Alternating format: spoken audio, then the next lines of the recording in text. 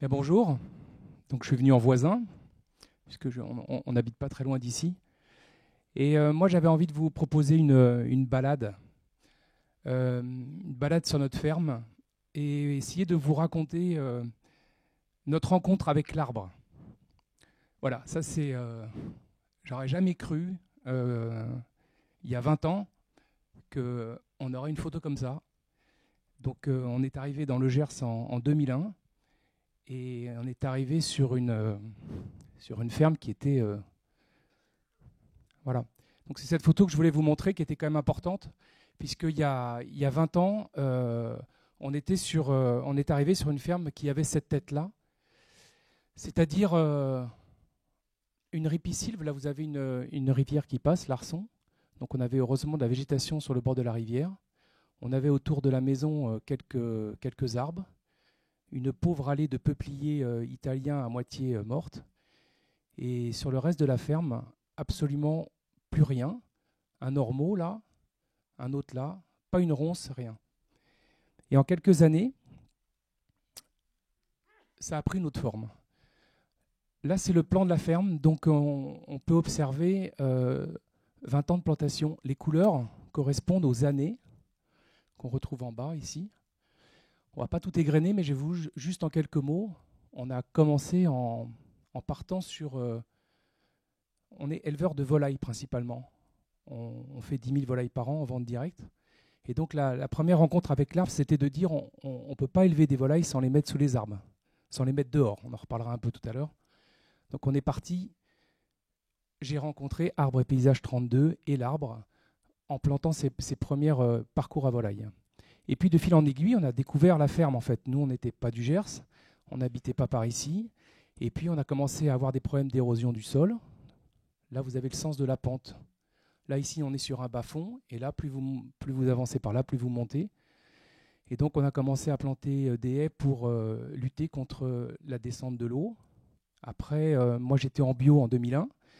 Donc, par rapport aux voisins qui étaient en conventionnel, c'était pas mal de mettre une bande enherbée. Et quitte à mettre une bande enherbée, pourquoi pas mettre aussi une haie. Donc, on a mis une haie.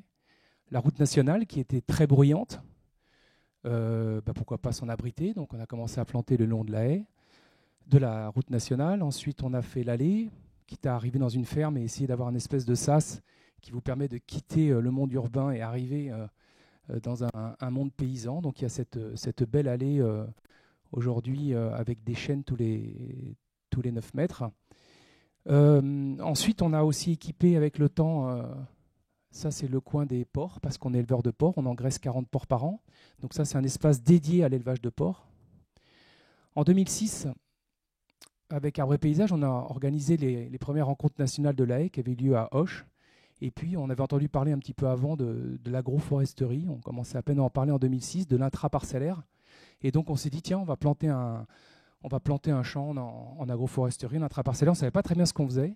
Et puis, on l'a fait, histoire d'avoir aussi un support pour ce colloque qu'il y avait à l'époque. Donc, c'est un petit peu comme ça que l'arbre au milieu de la parcelle est arrivé. Et puis voilà, il y a eu d'autres... on a fait d'autres champs intraparcellaires et puis on a continué à séparer les champs, en fait, à faire des champs à peu près de 3 à 4 hectares. Voilà, et en 20 ans, donc en fait, on a planté 6 km de haies. Alors, la ferme fait 40 hectares, j'ai oublié de le dire. Donc 43 hectares avec 25 hectares que je loue un peu plus loin, mais sur lequel je n'ai pas pu planter parce que le propriétaire n'a pas forcément envie. Mais donc, on s'est lâché chez nous avec donc 6 km de haies et 17 hectares d'intraparcellaire. Voilà. Alors j'ai un petit peu envie de zoomer maintenant sur chaque, on va dire, atelier peut-être qu'il y a sur la ferme. Donc on va d'abord parler de la volaille, qui est pour nous notre grand dada. Voyez 2002, des cabanes en bois déplaçables. Et regardez en 2020, il y a en fait le cadre de vie des volailles a complètement été chamboulé, dans le bon sens du terme. Donc on a commencé par faire des haies autour de la zone d'élevage, puisqu'on a une zone de 4 hectares dédiée à l'élevage de volailles. On a commencé par faire le tour des parcelles, à faire un chemin pour se rendre dans nos volailles, à arborer chaque côté du chemin. Et puis après, on s'est dit, mais nos volailles, là, avant qu'elles soient sur le bord de la haie qui est là, il va se passer beaucoup de temps. Donc on va faire des bosquets. Donc on a fait une vingtaine de bosquets sur l'ensemble de la parcelle, là, de la zone d'élevage. Donc on les voit ici, puis on les voit, là, il y en a un là, un là, un là, en quinconce, histoire que chaque cabane retrouve systématiquement un bosquet. Et puis, c'était pas suffisant en fait les bosquets parce qu'ils étaient souvent un peu isolés. Donc on a commencé à tirer des lignes là qu'on commence à voir. Ça c'est des photos qui datent un peu. On voit des lignes ici, vous voyez, on a essayé de relier en fait les bosquets avec des alignements d'arbres, histoire que les volailles, elles, puissent s'y protéger, parce qu'ils ont peur des prédateurs, le vent, la pluie, le soleil. Donc on a beaucoup œuvré pour que nos volailles soient évidemment en plein air, soient attirées sur le parcours, parce que la difficulté en fait, c'est d'attirer les volailles en dehors de la cabane pour qu'ils soient qu'ils soient dans un espace agréable, qu'ils puissent picorer, qu'ils puissent gratter, qu'ils puissent manger ce qui tombe des arbres. Et donc voilà, donc, on a fait vraiment un très gros travail au niveau de la volaille. Alors, puisqu'on parlait d'eau avec Olivier, ce qui permet aussi la filtration de tous les fientes et autres. Donc voilà, donc on se retrouve sur une zone très équilibrée en fait en matière d'élevage de volailles. Alors ensuite, on a développé donc, depuis 2004-2005 un élevage de porcs. Donc c'est lui qu'on va retrouver ici. Donc c'est toute une zone aussi dédiée, séparée de la volaille, parce que ça c'est important en matière de biosécurité, vu la tendance actuelle. Donc c'était un peu par chance qu'on ne les avait pas mis ensemble. Et donc voilà, donc les élevages de porcs, c'est pareil, c'est des petits lots de 9. Oui, j'ai oublié de dire tout à l'heure que je déplaçais les cabanes. Ça c'est très important au niveau sanitaire, pour le parasitisme et tout. Donc on déplace nos cabanes. C'est pareil pour les porcs. Donc il y a des périodes où ils sont sur une zone comme ça sur laquelle ils vont être pendant toute leur durée de vie. Et une fois qu'on les a abattus, on prend la cabane, on la déplace et on va sur une autre zone. Donc c'est pour ça qu'on a utilisé l'arbre en fait pour faire ces espèces de parcours un peu profonds là, pour mettre les porcs. Alors, pour protéger les arbres des cochons, on a des fils électriques ici, une clôture électrique qui court tout autour. Et voilà, et avec des haies aussi, on a toujours systématiquement fermé les endroits où on élève nos animaux. On essaye de faire un endroit bien fermé pour qu'ils puissent être aussi tranquilles, que le reste de l'activité de la ferme ne les perturbe pas. Alors s'il y avait une évolution à donner, là on voit des arbres, il y a beaucoup de chênes, des châtaigniers, des néfliers. On a mis évidemment des essences qui permettrait de nourrir correctement les porcs. Et aujourd'hui, on laisse ici entre les arbres, on a arrêté d'entretenir pour qu'une végétation spontanée se mette et pour qu'on ait une strate moins haute qui pousse et qui permette à chaque lot d'être un peu plus isolés les uns des autres pour être plus tranquille. Donc l'arbre, une fois de plus, un partenaire de notre élevage indispensable. C'est très rigolo l'été, vous voyez les ombres projetées des arbres. Et bien, très souvent, on trouve les cochons tous alignés là à l'ombre des arbres pendant l'été. Une fois de plus, la volonté de les sortir de la cabane, de les faire utiliser l'ensemble des parcours voilà, pour leur bien-être. Alors ensuite, sur la ferme, il y a aussi un élevage de moutons. On a une vingtaine de brebis. Alors ça, c'est intéressant aussi parce que les brebis, elles vont coloniser en fait toutes des petites zones qu'on a tous sur nos fermes, sur lesquelles on ne sait pas toujours quoi faire. On ne va pas y rentrer en tracteur, on ne sait pas trop quoi faire. Et donc là, c'est intéressant. C'est une garenne, en fait, un ancien bois là, qui a été reboisé. Toutes ces petites zones qui sont autour, nous, on a mis des fils et nos moutons peuvent venir paître tranquillement. Donc c'est assez intéressant d'avoir, Olivier parlait tout à l'heure de polyculture élevage, on voit là que l'ensemble des différents élevages viennent en fait se compléter, ils ont des interactions entre eux et ils ont aussi des interactions sur la vie de la ferme. Donc moi je suis effectivement très heureux aujourd'hui de pouvoir en fait utiliser, on va dire, tous ces animaux différents à des fins différentes. J'ai oublié de dire tout à l'heure que sur les parcours à porc, il arrive qu'on mette entre deux, quand il est en vide sanitaire pendant 1 an, entre 2 bandes de porcs, de mettre des moutons ou un âne. Donc il y a vraiment une complémentarité entre les différentes espèces. Vous voyez, là, ça c'est une garenne, on aurait pu croire qu'on n'y ferait rien. Et en fait, les moutons y sont. Et là, c'est fantastique parce que c'est un endroit, là, on parlait depuis ce matin d'évapotranspiration et autres. On croit parfois que sur les arbres, il n'y a plus d'herbe. Mais en fait, l'été, quand il n'y a plus d'herbe nulle part, c'est là qu'il en reste. En fait, c'est sous les arbres. Et en plus, ils y sont bien. Et s'il faut venir compléter avec du foin, c'est les animaux qui restent tout à fait à l'abri. D'ailleurs, une de nos difficultés pour les ovins, c'est qu'il y a certaines parcelles où il n'y a pas d'arbres encore, où ils n'ont pas accès. Et on est obligé de mettre une benne ou une vieille remorque qui traîne pour qu'ils puissent se mettre à l'ombre. Voilà. Alors, ensuite, donc c'est un juste petit retour sur le plan, excusez-moi. Là, je voudrais évoquer un petit peu les cultures, parce que, voilà, je le disais tout à l'heure, on a parcellisé, en fait, c'était assez impressionnant. Quand on est arrivé sur la ferme, il n'y avait que 2 parcelles, et Jean Arinaud, qui est dans la salle, doit s'en souvenir, parce qu'à l'époque, il était un petit peu venu à la ferme, et on avait une parcelle de 20 hectares ici, et une autre parcelle de 20 hectares là. Voilà. Et mon prédécesseur faisait du blé, du tournesol, et puis du tournesol et du blé. Bon, moi, je suis arrivé, on ne connaissait pas grand-chose Moi, je n'étais pas de milieu agricole au départ, on avait fait 2 ans dans du bovin, et puis là, j'arrive sur cette ferme, on se dit, bon, on ne fera pas du bovin là-dessus, parce qu'il n'y a que 40 hectares, qu'il y avait des terres qui étaient pas mal au niveau culture. On s'est dit, qu'est-ce qui mange des graines? C'est le poulet et le porc, donc on s'est mis à faire du poulet et du porc. Et donc moi j'arrive, je ne connaissais pas grand-chose en culture, et mon prédécesseur, lui, il prenait une charrue, puis il labourait dans le sens de la pente, là, comme ça. Hop, il labourait tout ça. Hop, puis après, quand il avait fini les 20 hectares, il partait de là, puis il faisait pareil. Il faut savoir qu'ici, il y a de la pente. Donc la première année, moi, j'ai acheté une charrue, et puis j'ai labouré dans le sens de la pente avant de comprendre, au bout d'1 an, que c'était la dernière connerie à faire. Donc on a complètement, avec les années, ça a pris du temps, tout ça, c'est pas fait en un jour, mais on a totalement restructuré les champs, en fait, et on a cassé systématiquement, en fait, toutes les pentes avec des haies qui traversent. Alors ça ne respecte pas forcément la problématique est-ouest ou nord-sud qui fait qu'il y a de l'ombre parfois à certains endroits, mais en tout cas, notre volonté était de casser la problématique de l'érosion par le ruissellement, en fait. Et ça marche, puisque, vous voyez, on a bien tout quadrillé, en fait, mais toutes les parcelles restent quand même des parcelles qui font de l'ordre de 3 à 4 hectares. Voilà. Alors, ce qu'on a fait aussi au niveau donc des cultures, c'est qu'on a vu apparaître l'agroforesterie, on va dire plutôt l'intraparcellaire. Donc, je le redis, ce champ a été fait un petit peu par hasard. Moi, ça m'a séduit en fait de me dire qu'on pouvait mettre des arbres au milieu des champs et qu'on pouvait continuer à travailler. Ça permettait de faire venir des vergers, la biodiversité. Ça permettait d'amener de la fertilisation par les feuilles et par les racines. On oublie souvent qu'un arbre a aussi beaucoup de fertilisation par les racines puisqu'elles se renouvellent tous les ans, comme les feuilles. Ça permettait de lutter contre l'érosion des sols.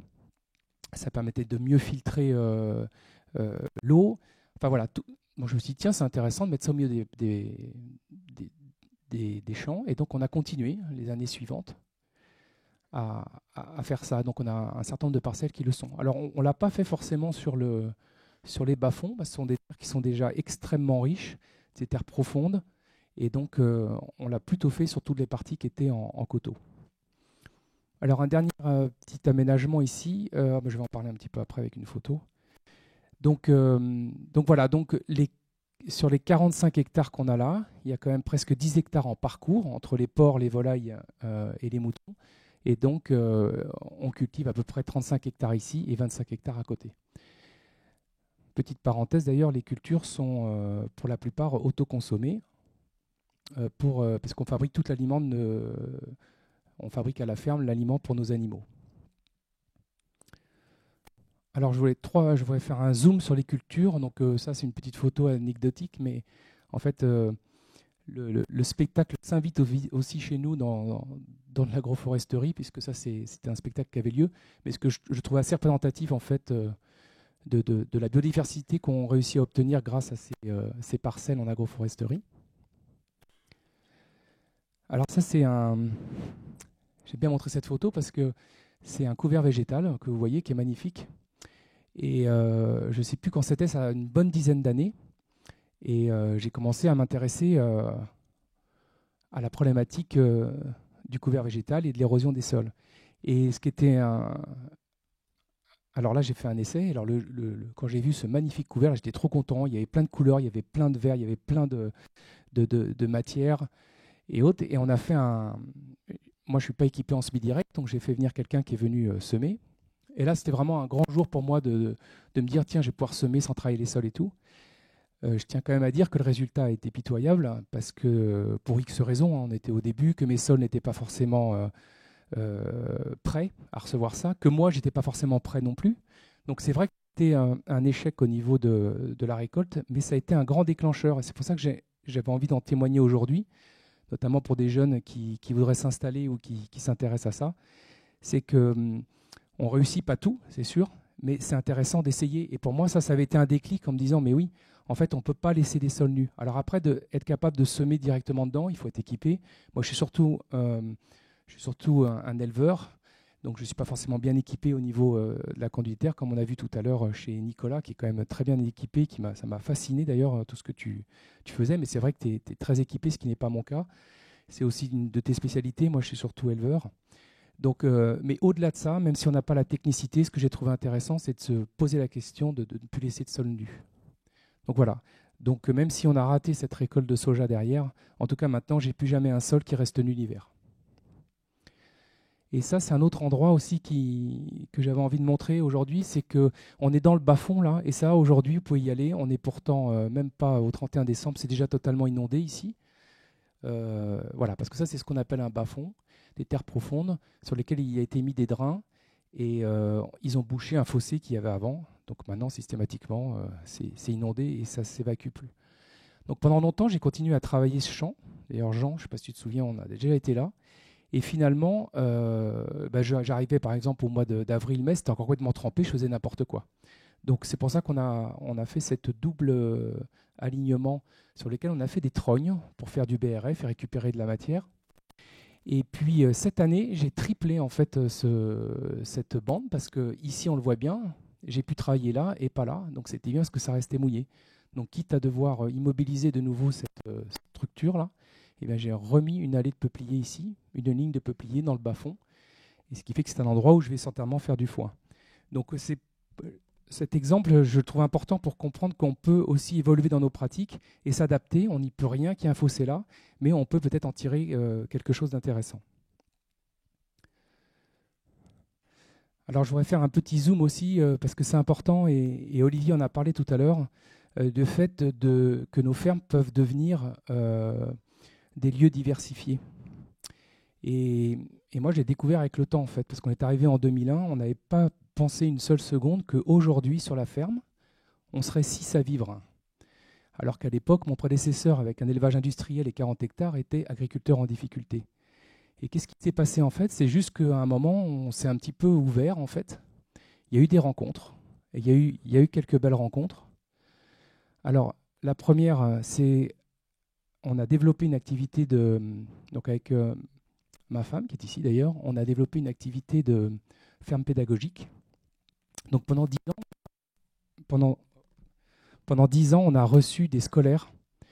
Là, si vous voyez, c'est des enfants qui devaient être en CP, CE1, et on leur proposait de venir au fil des saisons. Donc une école venait 4 fois dans l'année. Et systématiquement avec eux, vous avez bien vu qu'on a planté quand même 6 km de haies. Et en fait, pendant 10 ans, c'est quasiment que des enfants qu'on plantait. C'est cool, hein. En plus, on était payés pour les recevoir. Donc non seulement ils plantaient pour nous, mais en plus, on était payés. Et donc, il y a plein d'enfants. Et on s'est amusé d'ailleurs à garder toutes les plantations des enfants. Donc un enfant aujourd'hui qui s'est arrivé récemment, qui est venu à la ferme et qui a dit, est-ce que je peux voir, il voulait montrer à sa copine qu'il avait planté un arbre 15 ans avant. Donc voilà, donc là on voit des enfants qui plantent des arbres. Donc ça, pendant 10 ans, on a reçu les scolaires, et puis depuis 10 ans, ma femme travaille sur la médiation animale.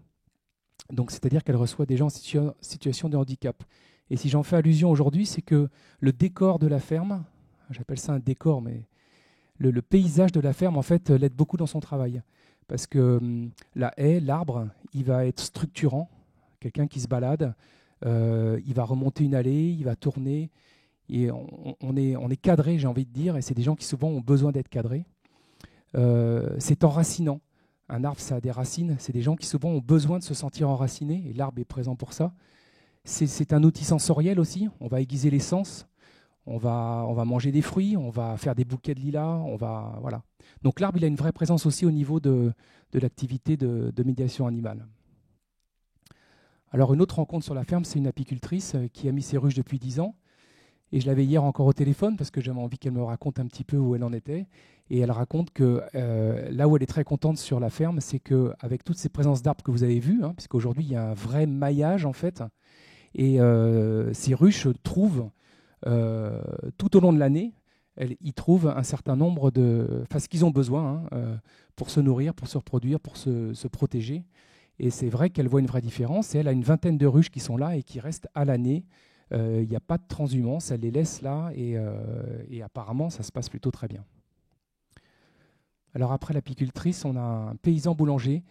On a rencontré Clément il y a 5 ans et Clément il s'est installé grâce au fait qu'on l'a accueilli puisqu'il n'avait pas beaucoup d'argent. Et notre collaboration aujourd'hui a fait qu'il est installé sur la ferme et qu'il produit du pain.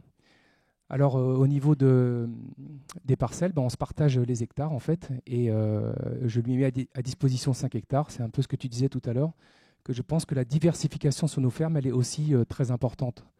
Et ça vient aussi, ça apporte de l'entraide, ça permet, moi j'ai acheté un deuxième tracteur parce que lui a pris 15 hectares en plus.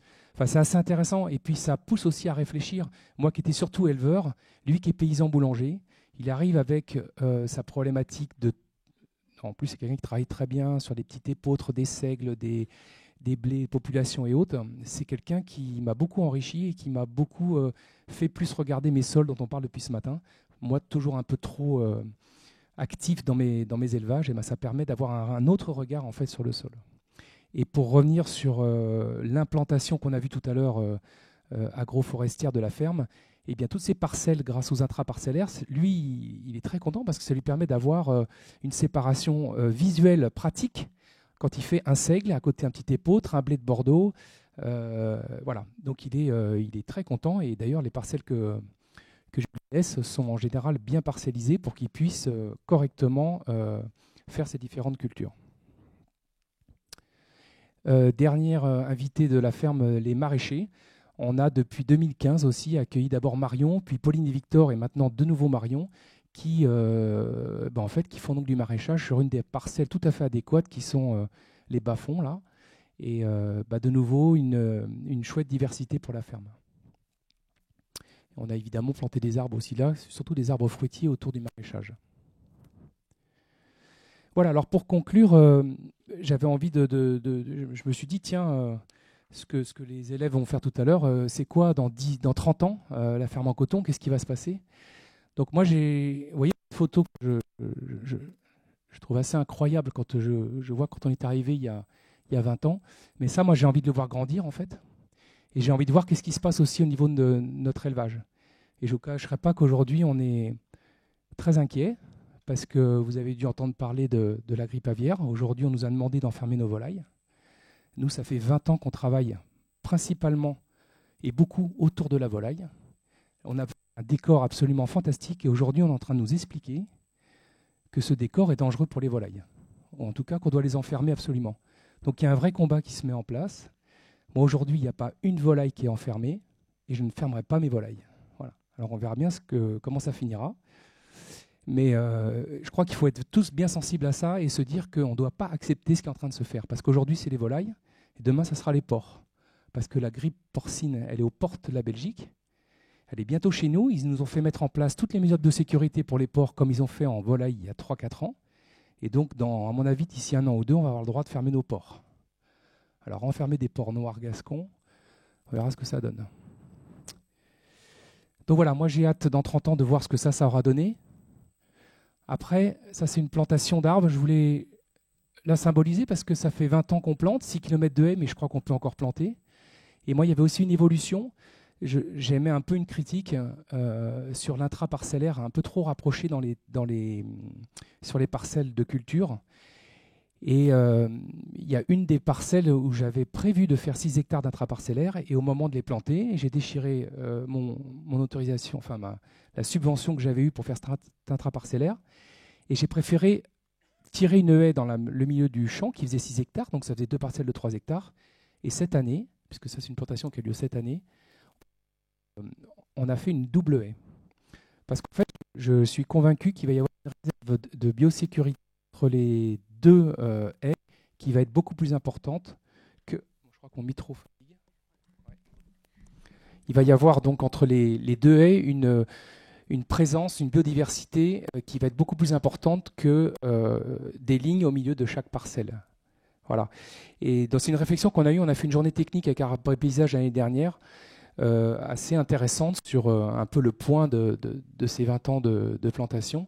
Et voilà. Et ils reconnaissaient aussi que ça pouvait être quelque chose sur lequel on pouvait se tourner. Parce que là, on va se retrouver avec 2 lignes d'arbres dont 2 sont très exposées, mais les 2 à l'intérieur ne le sont beaucoup moins. Ça va permettre aussi d'avoir une... Parce que j'ai déjà fait venir des sylviculteurs chez moi qui m'ont dit, mais ça va pas être facile quand même de récolter des arbres chez vous, parce que c'est très éparpillé, c'est très diversifié, on n'a pas de monoculture d'arbres, et donc ça pose un vrai problème demain pour la culture de ces arbres. Et d'autre part, on parle de bois d'œuvre, et on sait que le bois d'œuvre, il a besoin d'une concurrence, hein, les forestiers sont les premiers à le dire, pour que les arbres tirent vers le haut, que les uns et les autres se gênent pour qu'ils aillent vers le haut, et malheureusement, en intraparcellaire comme on fait, ce n'est pas le cas. Donc les intraparcellaires vont nous amener plein de bonnes choses, mais le bois d'œuvre, on aura du mal à le faire. Donc peut-être qu'avec des double haies ou des triple haies, on va peut-être avoir plus de résultats. Mais il faudra plus les écarter. Comme on a vu que la biodiversité pouvait se déplacer sur 60 mètres à peu près, ben on peut effectivement agrandir. Ce que vous avez vu tout à l'heure, c'est que l'intraparcellaire est à 24 mètres d'écartement. On pourrait très bien monter à 60 et faire des double haies. Moi, je suis plus parti là-dessus. Donc, si on veut voir une vision à 30 ans, ben, il y aura peut-être plus de double haies chez nous qu'il y en a aujourd'hui. Et peut-être que certaines lignes intraparcellaires seront enlevées pour mettre des double haies. Et dernière chose, ça c'est un joli petit chemin qui s'est créé chez nous parce qu'on a planté des arbres, ben justement une double haie. C'était une des premières qu'on a plantées. Et voilà, et moi dans 30 ans, j'ai hâte de voir si en fait, comme disait Olivier, est-ce qu'on a changé le climat, ne serait-ce que sur notre ferme. Et je pense que si tous les paysans replantaient comme on a planté, eh ben, on aurait beaucoup de degrés on aurait voilà, de nouveau des degrés plus raisonnables pour notre vie végétale et animale. Voilà, je vais passer le micro pour les questions. Je voulais juste dire un dernier truc, parce qu'aujourd'hui, on était dans beaucoup de techniques, j'ai envie de dire, beaucoup de scientifiques. Moi, parfois, je me sens un peu perdu. Mais je voulais dire que pour ceux qui veulent s'installer et autres, n'oubliez jamais le bon sens, en fait. Moi, je suis un paysan, je suis fier de l'être, et je pense qu'on ne doit pas oublier, avant tout, paysan, d'avoir du bon sens. Après, merci aux scientifiques de nous aider dans nos choix de bon sens, mais n'oubliez pas de garder le bon sens.